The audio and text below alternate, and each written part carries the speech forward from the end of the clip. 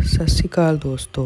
ਅੱਜ ਮੈਂ ਤੁਹਾਨੂੰ ਦੱਸਣ ਜਾ ਰਹੀ ਹਾਂ ਘਰ ਵਿੱਚ ਕਿਵੇਂ ਤੁਸੀਂ ਖਾਂਸੀ ਦੀ ਦਵਾਈ ਬਣਾ ਸਕਦੇ ਹੋ। ਇਹ ਇੱਕ ਤਰ੍ਹਾਂ ਦਾ ਅਜਮਾਇਆ ਹੋਇਆ ਨੁਸਖਾ ਹੈ। ਇਹਦੇ ਵੀ ਲਈ ਤੁਸੀਂ ਇੱਕ ਪਹਿਲਾਂ ਤਵਾ ਗਰਮ ਕਰ ਲੈਣਾ। ਤਵਾ ਜੇ ਲੋਹੇ ਦਾ ਹੋਵੇ ਤਾਂ ਠੀਕ ਹੈ, ਅਗਰ ਨਹੀਂ ਹੈ ਤਾਂ ਤੁਸੀਂ ਆਮ ਜਿਹੜਾ ਆਪਾਂ ਘਰੇ ਤਵਾ ਵਰਤਦੇ ਆਪਾਂ ਉਹ ਵੀ ਲੈ ਸਕਦੇ ਹਾਂ। ਇਹਦੇ ਲਈ ਤੁਸੀਂ 4 ਲੌਂਗ ਲੈ ਲੈਣੇ ਆ ਸਾਬੁਤ, ਅਤੇ 4 ਹੀ ਕਾਲੀ ਮਿਰਚਾਂ ਸਾਬੁਤ ਲੈ ਲੈਣੀਆਂ। ਤਵਾ ਗਰਮ ਕਰਕੇ ਉਹਨੂੰ ਇਸ 'ਤੇ ਭੁੰਨ ਲੈਣਾ। ਇਹ ਜਿਹੜੀ ਆਪਾਂ ਦਵਾਈ ਬਣਾ ਰਹੇ ਹਾਂ ਇਹ ਆਪਾਂ 1 ਸਾਲ ਦੇ ਬੱਚੇ ਤੋਂ ਲੈ ਕੇ 100 ਸਾਲ ਦੇ ਬਜ਼ੁਰਗ ਨੂੰ ਦੇ ਸਕਦੇ ਹਾਂ। ਖਾਂਸੀ ਉਹਦੀ ਜੜ੍ਹ ਤੋਂ ਖਤਮ ਹੋ ਜਾਏਗੀ। ਸੁੱਕੀ ਹੈ, ਬਲਗਮ ਵਾਲੀ ਖਾਂਸੀ, ਜਿਹੋ ਜਿਹੀ ਵੀ ਖਾਂਸੀ ਹੈ ਠੀਕ ਹੋ ਜਾਂਦੀ ਹੈ ਇਹ। ਅਤੇ ਜਿਨ੍ਹਾਂ ਨੂੰ ਜਿਹੜੇ ਸ਼ੂਗਰ ਦੇ ਮਰੀਜ਼ ਆ ਉਹ ਇਹ ਦਵਾਈ ਨਾ ਲੈਣ, ਕਿਉਂਕਿ ਇਹਦੇ ਵਿੱਚ ਆਪਾਂ ਸ਼ਹਿਦ ਦੀ ਵਰਤੋਂ ਕਰ ਰਹੇ ਹਾਂ। ਅਤੇ ਇਹ ਤੁਸੀਂ ਦੇਖ ਰਹੇ ਹੋ ਜਿਵੇਂ ਕਿ ਤਵਾ ਇੱਕਦਮ ਚੰਗੀ ਤਰ੍ਹਾਂ ਗਰਮ ਹੋ ਗਿਆ ਅਤੇ ਵਿੱਚੋਂ ਧੂੰਆਂ ਨਿਕਲ ਰਿਹਾ। ਇਹ ਚੰਗੀ ਤਰ੍ਹਾਂ ਆਪਣਾ ਲੌਂਗ ਅਤੇ ਕਾਲੀ ਮਿਰਚ ਭੁੱਜ ਗਏ ਨੇ, ਇਹਨਾਂ ਦਾ ਰੰਗ ਚੇਂਜ ਹੋ ਗਿਆ, ਦੇਖੋ ਸਫੇਦ ਰੰਗ ਹੋ ਗਿਆ।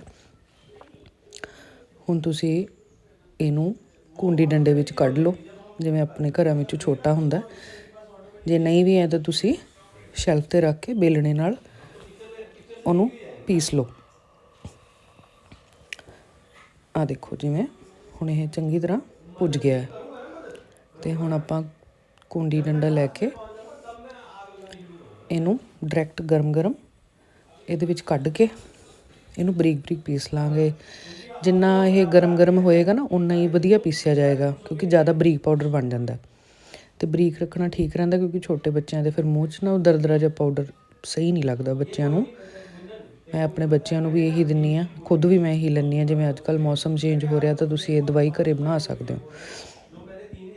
ਜੇ ਇਹਦੇ ਨਾਲ ਨਾ ਫਰਕ ਪਵੇ 1-2 ਦਿਨਾਂ ਦੇ ਵਿੱਚ, ਫਿਰ ਤੁਸੀਂ ਡਾਕਟਰ ਦੀ ਸਲਾਹ ਲੈ ਸਕਦੇ ਹੋ। ਹੁਣ ਤੁਸੀਂ ਇਹਨੂੰ ਚੰਗੀ ਤਰ੍ਹਾਂ ਪੀਸ ਲਓ ਅਤੇ ਇੱਕ ਕੌਲੀ 'ਚ ਕੱਢ ਲਓ। ਇਹਨੂੰ ਇੱਕਦਮ ਬਰੀਕ ਪੀਸਣਾ ਇਹਨੂੰ, ਠੀਕ ਹੈ। ਅਤੇ ਇਹਨੂੰ ਇੱਕਦਮ ਬਰੀਕ ਪੀਸ ਕੇ ਦੇਖੋ ਅੱਧਾ ਕੁ ਚਮਚਾ ਇਹ ਬਣ ਗਿਆ ਹੈਗਾ। ਅਤੇ ਤੁਸੀਂ ਇਹਦੇ ਵਿੱਚ 1 ਚਮਚਾ ਸ਼ਹਿਦ ਲੈ ਲਓ।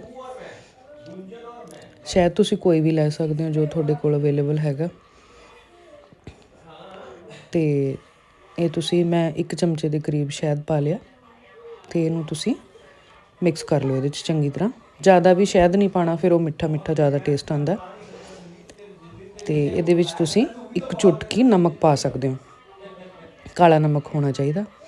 1 ਚੁਟਕੀ ਤੁਸੀਂ ਕਾਲਾ ਨਮਕ ਪਾ ਲੈਣਾ। ਅਤੇ ਇੱਦਾਂ ਤੁਸੀਂ ਇਹਨੂੰ ਛੋਟੇ ਬੱਚਿਆਂ ਨੂੰ, ਵੱਡਿਆਂ ਨੂੰ ਦਿਨ 'ਚ 3 ਤੋਂ 4 ਵਾਰੀ ਚਟਾ ਦਿਓ ਅਤੇ ਖਾਂਸੀ ਤੁਹਾਡੀ ਜੜ੍ਹ ਤੋਂ ਖਤਮ ਹੋ ਜਾਏਗੀ। ਤੁਹਾਡੀ ਜਿੱਦਾਂ ਦੀ ਵੀ ਖਾਂਸੀ ਹੈ, ਸੁੱਕੀ, ਬਲਗਮ ਵਾਲੀ ਖਾਂਸੀ, ਇਹਦੇ ਨਾਲ ਬਹੁਤ ਛੇਤੀ ਆਰਾਮ ਮਿਲਦਾ। ਇਹਨੂੰ ਢੱਕ ਕੇ ਰੂਮ ਟੈਂਪਰੇਚਰ 'ਤੇ ਜਿੱਥੇ ਮਰਜ਼ੀ ਤੁਸੀਂ ਰੱਖ ਸਕਦੇ ਹੋ। ਫਰਿੱਜ 'ਚ ਨਹੀਂ ਰੱਖਣਾ, ਇਹ ਧਿਆਨ ਰੱਖਿਓ।